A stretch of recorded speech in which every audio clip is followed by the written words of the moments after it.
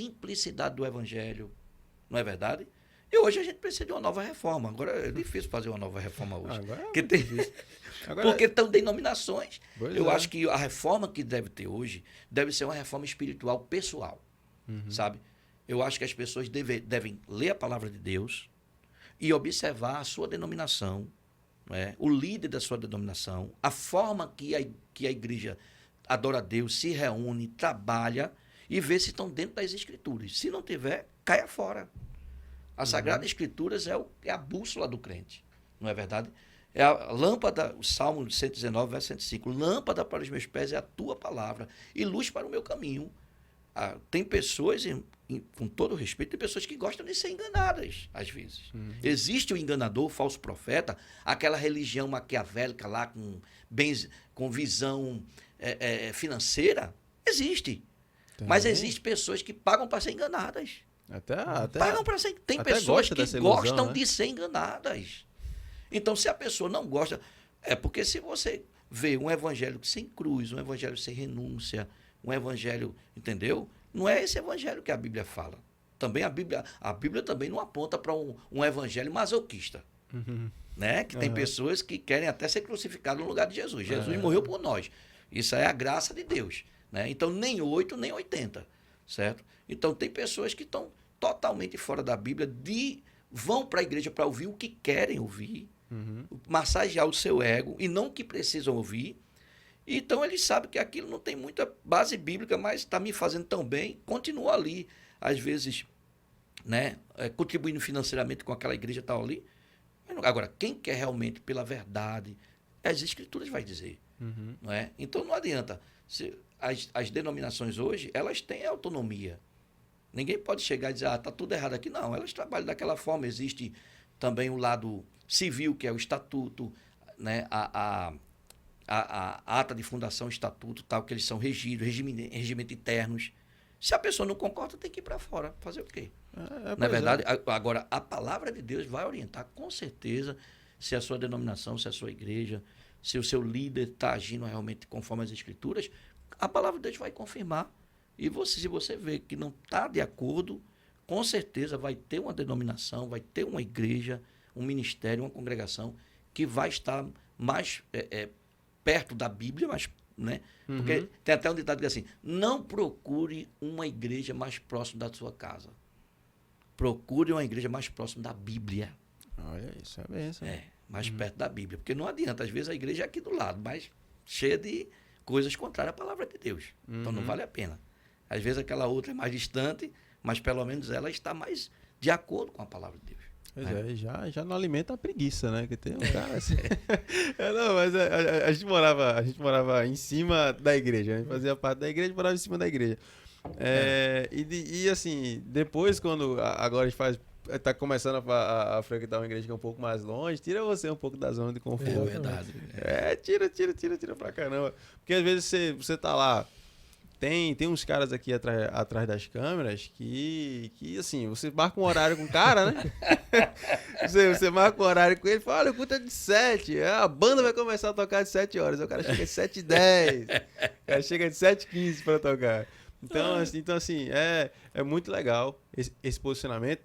Como o senhor falou, aqui tudo tem um lado bom, tem um lado ruim. É verdade.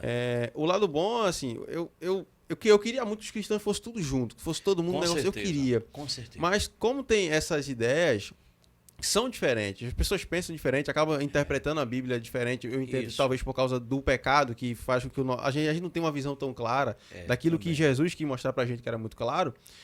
Mas hoje eu tenho essa opção, se eu tô aqui assim, não tô concordando, até dou uma chance, não gosto, vejo que a minha liderança é errada, vejo coisa assim, vejo uma mensagem de uma teologia de uma prosperidade, desvio, né? Um desvio, algo que não me agrada. Assim, hoje eu tenho liberdade para poder ir para um outro lugar e que algo que me agrada, um lugar que eu me sinta bem. Então, assim, isso eu acho bem positivo do Eu realmente, quando logo no meu início do evangelho, eu me aceitei Jesus aos 22 anos para 23 anos, né? E um questionamento que eu fazia muito ao meu pastor, por que a gente não é como a igreja católica, por exemplo? Porque a igreja católica, ela tem uma organização só. Na verdade, ela tem uma organização só. E a igreja evangélica são muitas denominações, certo? Mas uma coisa é você por que a Igreja Católica ela conseguiu manter-se una? Porque ela, na verdade, isso é bem claro, você pode ver na internet, aí não é uma coisa que eu estou falando, você pode ver um bispo até que muito respeitado, que já faleceu com Covid, infelizmente, ele contando que na Igreja Católica, né, a Bíblia não está acima da igreja, do magistério da igreja. Não. Na Igreja Católica, a Bíblia está abaixo. O magistério da igreja está acima. Então, o magistério da igreja, a direção da igreja, o clero, os dogmas da igreja, a tradição da igreja estão acima da Bíblia. Então, você consegue com facilidade manter. Agora, quando nós entendemos que não é dessa forma, nós entendemos que a igreja está abaixo e a palavra de Deus é soberana, ela está acima da liderança da igreja. Então, quando eu faço essa inversão, então o que eu interpretar aqui, eu saio daqui. É essa a questão da denominação. Tá? Porque se aqui, como a Bíblia está abaixo, então alguém vem e entende a Bíblia assim, mas você sabe que o magistério diz que é assim. Aí você tem que então seguir você tem que abrir mão e tem que seguir aqui. Então você consegue ser uma organização única. Mas quando você coloca aqui, qualquer membro de uma igreja, ao ler a Bíblia e ele disser, não estou entendendo assim. A gente, naturalmente, no discipulado, a gente fala, acenda uma luz de alerta.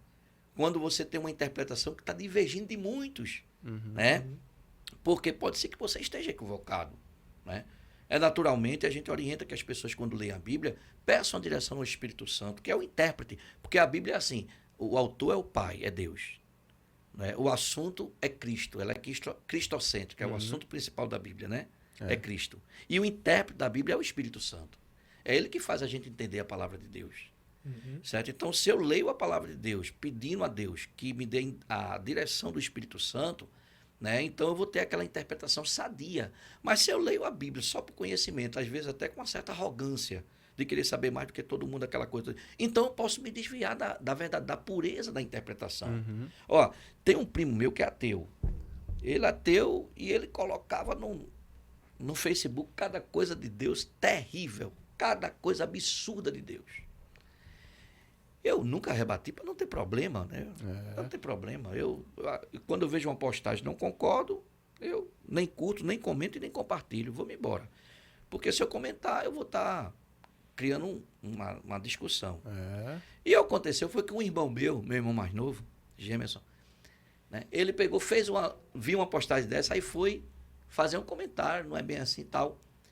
Era um texto da Bíblia. Era um texto da Bíblia.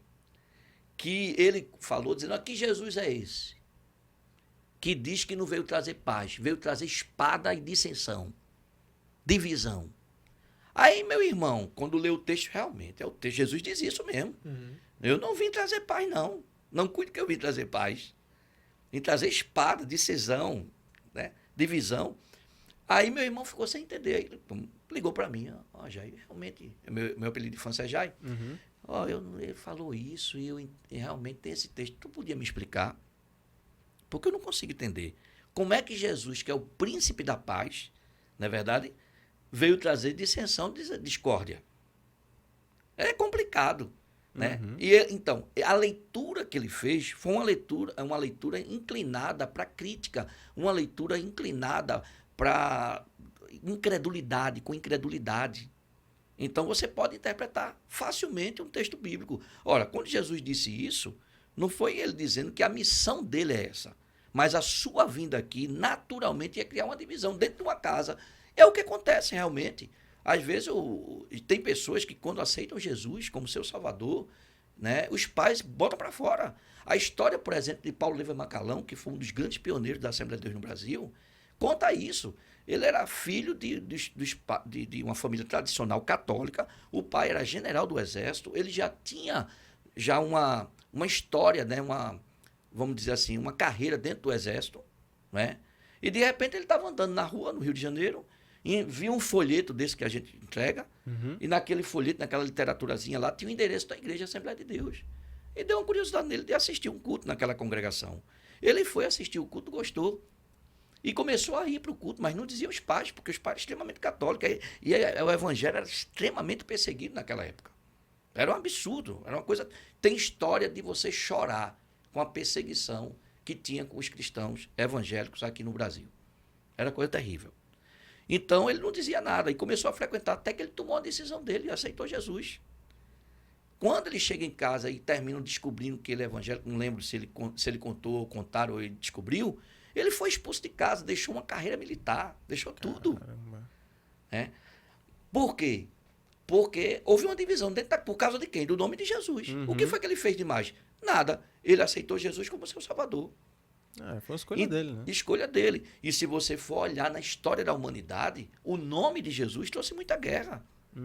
A Igreja Católica, por exemplo, nas cruzadas, com a intenção totalmente equivocada de querer tomar a cidade santa, Jerusalém, fez muitas cruzadas, botou criança para brigar. A famosa cruzada das crianças. Sangrenta. Cruzada das crianças. Um derramamento de sangue inútil. Perdeu as cruzadas, perdeu a guerra contra os islâmicos, os árabes, né, que tinham tomado lá a Jerusalém. Uma guerra totalmente desnecessária. Mas é no nome de Jesus. Vamos tomar a cidade santa, a cidade de Jesus, de Jerusalém. E isso criou uma guerra. Né? Então, por causa do nome de Jesus, infelizmente, então aquilo é uma profecia daquilo que Jesus disse que ia acontecer, que é verdade. Não que a missão dele veio fazer isso, mas que a vinda dele aqui causaria isso. Então, é uma má interpretação. Né?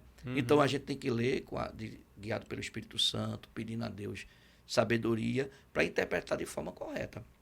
Agora, tem situações que é difícil, Matheus. Matheus vai falar. Ó, só rapidinho, tem situações, só para concluir, tem situações que é difícil. Existe uma linha que acredita, por exemplo, na doutrina da predestinação, vai encontrar textos para poder embasar a sua doutrina, certo? E tem outros que não acreditam de forma alguma e vai encontrar texto para desconstruir essa doutrina. Quer dizer, todos os dois estão ali na Bíblia. Então, não tem como estar junto. Então, isso é um grande motivo de haver várias denominações. Pode falar. Sobre essa questão, só rapidinho, sobre essa questão que você falou, então, é por isso que existem os princípios da hermenêutica, né? E um dos princípios da hermenêutica é que o texto sem contexto, ele é pretexto para a heresia. Exato. Texto sem contexto, pretexto para a heresia. Exatamente. Aí o seu irmão, ele leu um texto que era um fragmento de um texto completo. Exatamente. Isso. Ele precisaria ler o capítulo ler com calma para poder interpretar o que Jesus queria dizer ali em sua totalidade. Exatamente. Justamente isso. Exatamente. É verdade, é isso aí. Então, existe isso, né? Mas, como eu falei, tem coisas que realmente já são mais difíceis, não é verdade? E causam divisões no lado evangélico. Pois é, até agora, imagina, você tá em um culto, aí vai ter uma mensagem. Imaginando que denominação não existe. É evangélico. Todo mundo é evangélico e todo mundo participa de uma coisa só. Aí quando chega lá, você vai começar uma mensagem. Aí vem um cara com uma mensagem que é um pouco mais calvinista, algo mais predestinação. Aí em seguida, aí sobe uma outra pessoa no púlpito que vai falar do assunto do arminianismo, algo totalmente diferente. Vê que as coisas não conseguem... Acaba tendo uma divergência de mensagem, meio que um contradiz o outro. Contradiz o outro, desconstrói o que o outro falou. E claramente, quem está no culto vai perceber que não está havendo uma harmonia. Então, esse é o motivo, infelizmente, de ter várias denominações. Agora, eu quero ser bem sincero, bem claro, nós estamos vivendo uma época muito difícil. Jesus disse, é tempo de trabalho, que também não pode sair da palavra. Tem algumas pessoas que pegam isso para falar mal da igreja, do evangelho, etc. Mas não é. É a questão de cumprimento da palavra. O apóstolo Paulo disse que viria tempos trabalhosos, e nós estamos vivendo esse. Homens amantes de si mesmos. Então, eu quero também falar aqui por que existe também tantos ministérios e tantas denominações. Existe esse agravante humano, certo? Pessoas que não querem estar submissas, pessoas que querem, na verdade, ter uma autonomia, não é? E, às vezes, são pessoas que estão a serviço, está na igreja, está a serviço de Deus ali naquela obra, e, de repente, ele tem um certo êxito, começa a ganhar muitas almas, e ele já acha que deve ter uma igreja para ele. Nossa. Né? Então, aí tem o lado da divisão, aquelas pessoas que dividem a igreja para poder liderar uma igreja. Né? Então, isso também é um motivo de ter tantas denominações, tanto ministério. Esse lado aí já é um lado maléfico.